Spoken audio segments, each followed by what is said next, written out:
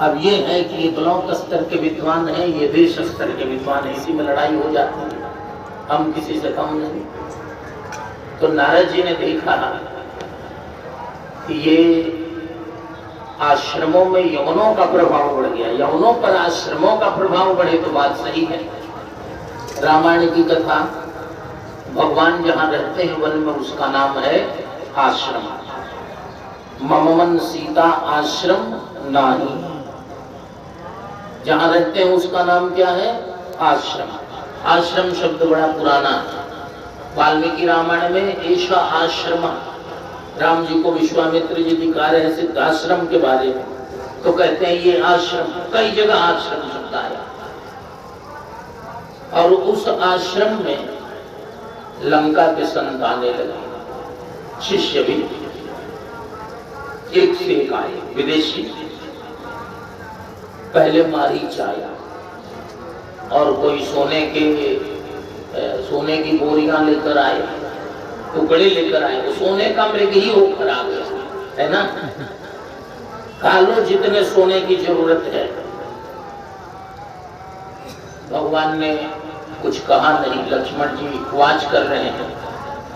जगदम्बा सीता ने पूछा कि हमारे आश्रम में ये स्वर्ण मृग कहां से आया?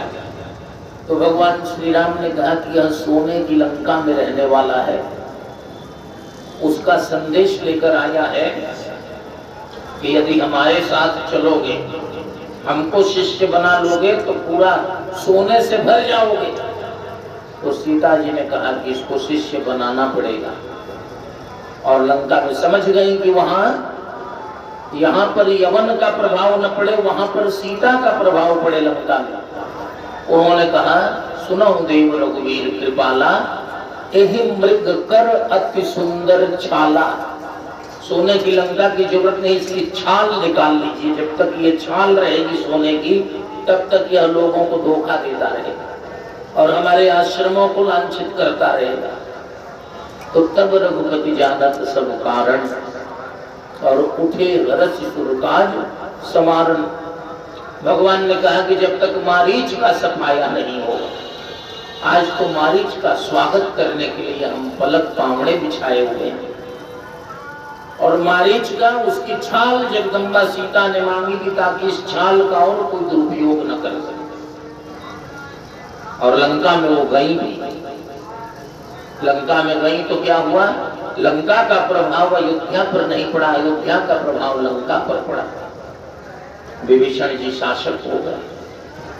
हनुमान जी जाकर निरीक्षण कर रहे हैं कि जगदम्बा सीता यहाँ आई है तो लंका में कुछ परिवर्तन है क्या? पूरी लंका को छान मारा तो सुबह में परिवर्तन दिखाई दिया। जब ब्रह्म मुहूर्त होने लगा तो देखा कि एक जगह बड़ा परिवर्तित स्थान दिख रहा है, एकदम पूरी तरह से कोई वैष्णव की कुटी हो। रामायुध अंकित गृह शोभा वर्णिना, और नव तुलसिका वृंदतः देखी हरस कपिराज। तो अर्थ क्या हुआ? आश्रमों पर यवनों का प्रभाव न हो, यवनों पर आश्रमों का, भारतीय संस्कृति का प्रभाव हो। भगवान मनु ने इसी की उद्घोषणा की, स्वम स्वम चरित्रम सिद्धेरन पृथिव्याम सर्वमानवा। अब हम जाते हैं ब्राजील, हम जाते हैं स्कॉटलैंड, जाते हैं कैलिफोर्निया, वहां की चीजें सीखकर यहाँ आकर फैला दें। और हमारे पूर्वजों ने क्या किया? यहाँ की चीजें बिना गए फैला दिया वहां पर, सब जाते भी नहीं। अब तो कुछ कह रहे हैं कि मना नहीं है, शास्त्रार्थ का विषय। कुछ कह रहे हैं कि स्वम स्वम चरित्रम सिद्धेरन पृथिव्याम सर्वमानवा, तो विदेश यात्रा निषिद्ध नहीं है। और हमारे यहाँ काशी के विद्वान लोग कहते हैं कि ये फला, ये काशी विद्वत परिषद में नहीं रहेगा, ये समुद्र लंघी है। समुद्र लंघी नाम रखा है बनारसी में, है ना। तो बड़ा गड़बड़ भी है, समुद्र पार करना ठीक नहीं है। बिना समुद्र पार किए भारत की पूरी संस्कृति, पूरा अध्यात्म पूरे विश्व में कण कण में फैला दिया। लेकिन आश्रम भी कलिकाल के कारण अपवित्र हो गए। देवर्षि नारद जी को चिंता क्यों न हो? चिंता होती है। और चिंता हमारे यहाँ की चिंता दूसरे के यहाँ भी गई, तो बढ़ते बढ़ते ये कहावत ही बन गई कि काजी जी दुबले क्यों, शहर के अंदेशे से। काजी भी जब नारद जी चिंतित होंगे तो नीचे भी स्तर आएगा, नीचे स्तर पर उसका असर। नारद जी आगे बढ़े, आश्रमों की दुर्दशा देखी। आश्रमों की स्थिति बड़ी विचित्र है। देश के एक प्रमुख तीर्थ जिसकी बड़ी चर्चा भी है, वहां के एक प्रमुख संत महंत, उन्होंने अपने शिष्यों से कहा कि भले भगवान की आरती में सब लोग न आते हों, लेकिन तब भी आश्रम में 10-20 लोगों को रखो। इसका अर्थ क्या हुआ? जिस तेजी से जनसंख्या बढ़ रही है उसी तेजी से जन्म घट रहे हैं। पहले जनसंख्या कम थी और जन माने सज्जन भक्त जन ये सब अधिक थे। हर मठ मंदिर की सेवा बहुत ढंग से होती थी, भगवान की आरती हो रही है तो सब स्वतः स्फूर्त वहां खड़े हो जाते। इस समय जनसंख्या अधिक है और जन कम, ये दशा है। नारद जी को चिंता हो रही है। नारद जी ने कहा कि जरा गृहस्थों को देखें, क्योंकि चाहे विरक्त जितने पूज जाएं, पूजनीय हो जाएं, विरक्तों की जितनी ख्याति हो जाए, लेकिन उनका निर्माण और उनका आधार ये दोनों कहां से आता है? गृहस्थ आश्रम से। वे उत्पन्न भी होंगे तो किसी सदगृहस्थ के ही घर में, और बाद में भी उनके मठ मंदिर अभियान चलेंगे तो गृहस्थों के ही द्वारा चलेंगे। भिक्षा वहीं से मिलेगी, जो भी सामग्री मिलनी है, जो साधन मिल रहे हैं वहीं से आएगी। क्या कहीं साधन में त्रुटि है, फैक्ट्री में गड़बड़ी है, इस तरह की दशा क्यों हो गई? तो नारद जी ने जाकर देखा गृहस्थों को, तो सारी गड़बड़ी की मूल वहां दिख गई। फैक्ट्री में ही गड़बड़ी है। कन्या विक्रयणो लोभा दंपति नाम चकलकनम। अमूल साधुओं को भी देखे हैं जो पहले से आश्वस्त हो जाते थे कि हमें खिलाने वाला, हमारी भिक्षा कराने वाला, हमें दान देने वाला व्यक्ति ईमानदार है नहीं। यदि उसका गलत धंधा था या उसके पास अन्यायोपार्जित वित्त थे तो वो महात्मा उससे बात ही नहीं करते थे। वो देखे हैं आपने। और आज वो दौर भी हम देख रहे हैं कि ईमानदार व्यक्ति यदि किसी जगह पर चला जाए तो उसकी छटनी कटनी हो जाएगी, समझ गए। और किसके पास कितना अधिक प्रचुर साधन है, वो चाहे जिस प्रकार का हो उसका स्वागत हो, यही होना है। चाहे राजगद्दी माने राजनीति हो और चाहे व्यासपीठ हो, सब जगह अर्थ प्रधान व्यवस्था है। तो नारद जी ने देखा कि गृहस्थों के यहाँ गड़बड़ी हो गई, ये लोभी हैं, गलत काम करते हैं और इनके गलत पैसे साधुओं के यहाँ जा रहे हैं। अब वेशभूषा तो सब तो है, लेकिन धर्म कहाँ रहेगा? धर्म तो गलत से रहेगा नहीं, बीज ही गलत है। जब बीज अधर्म का है, साधन अधर्म का है, तो धर्म बचे कैसे? नारद जी बहुत चिंतित हो गए। न योगी नैव सिद्धोवा न ज्ञानी सत्क्रियो नरः। सत्क्रियावान व्यक्ति का दिखना मुश्किल हो गया। नारद जी ने कहा कि ये क्या हो गया? कली दावा नलेनाद्य साधनम भस्मतां गतम। सारे साधन जो हैं वो भस्मीभूत हो गए। किसके द्वारा भस्मीभूत हो गए? कहा कली दावा नले नाद्य, दावा नले न, कली के दावानल के कारण, कली के दावानल ने सारे साधनों को जला दिया, शुद्ध साधन ही नहीं बचने दिया।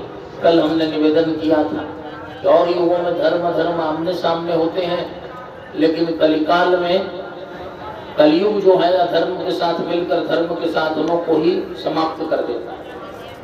न धर्म के साधन बचेंगे न धर्म बचेगा। एवं पश्यन् कलिर दोषा। कोई कह सकता है कि दोष दृष्टि नहीं रखनी चाहिए, बिल्कुल सही बात है, लेकिन जब दोष ही भरे हो तो दृष्टि कैसे बदलेगी? दोष में गुण कौन सा देखेंगे? है ना। जहां गुण होता है वहां किसी को दिख जाता है, नारद जी को क्यों नहीं दिखेगा। और जहां दोष ही दोष भरे हुए हैं वहां गुण देखा कैसे जाए। एवं एवं पश्यन् कलेर दोषान। नारद जी इस प्रकार कलयुग के दोषों को देखते हुए आ गए श्री वृंदावन धाम।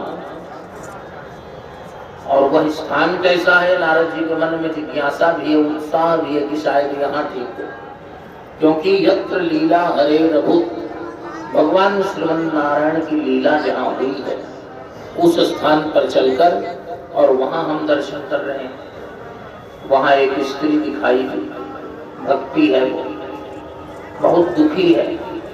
तुम क्यों दुखी हो? उसने रोका, खुद नारद जी को रोका।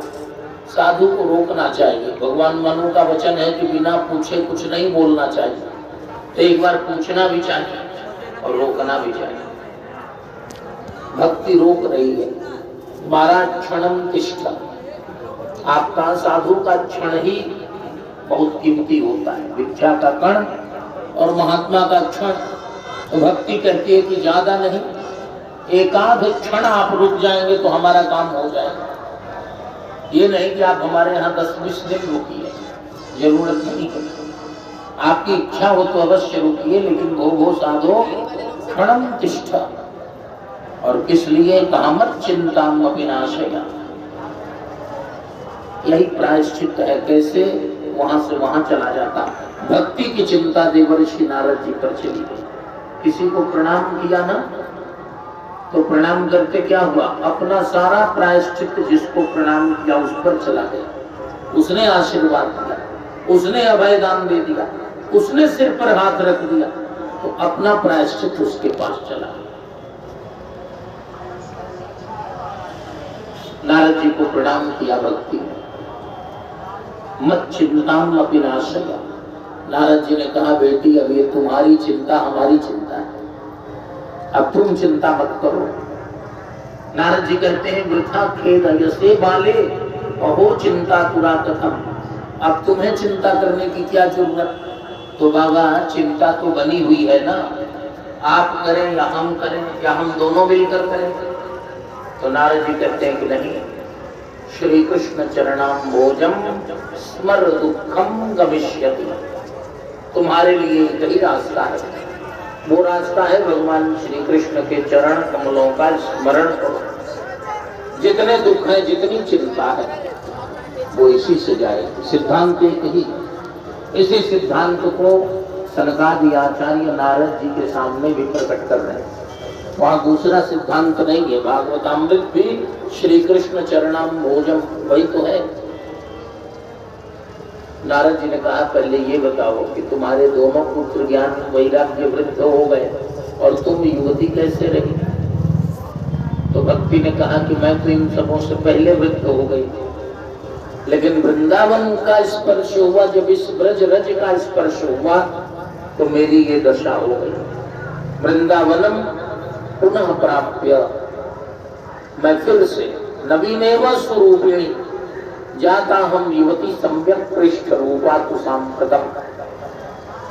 सांप्रतम पृष्ठ रूपा। पहले तो ऐसी नहीं थी, अब हो गई।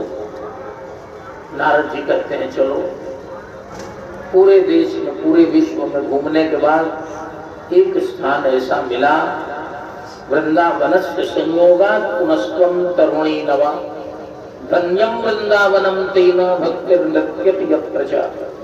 श्री वृंदावन धाम के संयोग से तुम फिर से तरुणी हो गई, ये वृंदावन धाम धन्य है।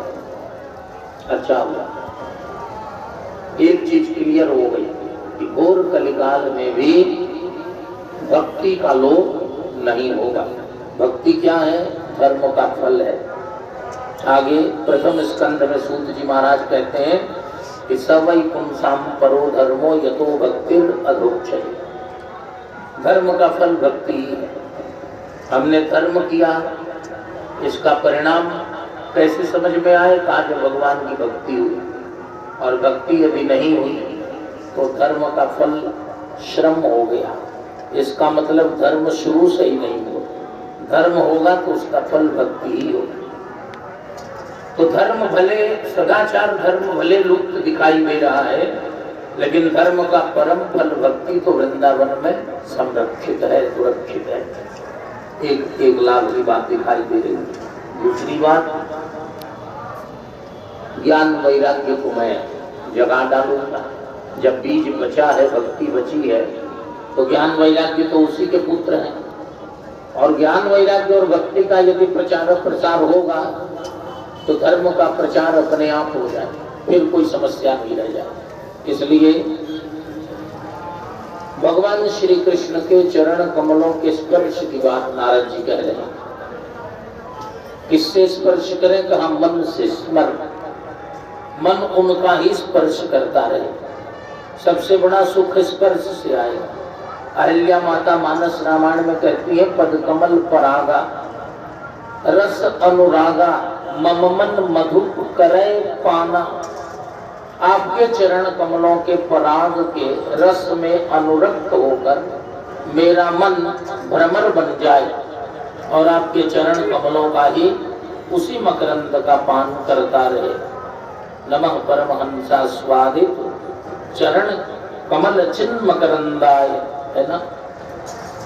जो परमहंसों के लिए आस्वाद्य मकरंद है, उसी मकरंद को मम मन मधुर करे पाना। मेरा मन मधुकर बनकर, भौरा बनकर आपके चरण कमलों का चंचरित बनकर आपके श्री चरण कमलों का आश्रयण करता है। फिर कोई चिंता नहीं, कोई कलयुग के दोष दुर्भाग्य वहां छूते नहीं। नारद जी ने भक्ति से कहा कि जितनी तेजी से कलिकाल बढ़ेगा उतनी ही तेजी से पूरे विश्व में, घर घर में, जन जन में मैं तुम्हें फैलाकर मानूंगा। मेरी प्रतिज्ञा है, मैं सब जगह तुम्हारी प्रतिष्ठा कर दूंगा। बाबा मेरी तो कर देंगे, लेकिन मेरे पुत्रों का उनके लिए अभी कर रहा हूं। वेद वेदांत और गीता का पाठ बार बार किया, लेकिन सब उपचार विफल हो जा रहे हैं। भक्ति देवी बड़ी निराश हो गई कि नारद जी जैसा डॉक्टर तो फिर मिलेगा नहीं, इनसे टॉप ऑफ कौन है।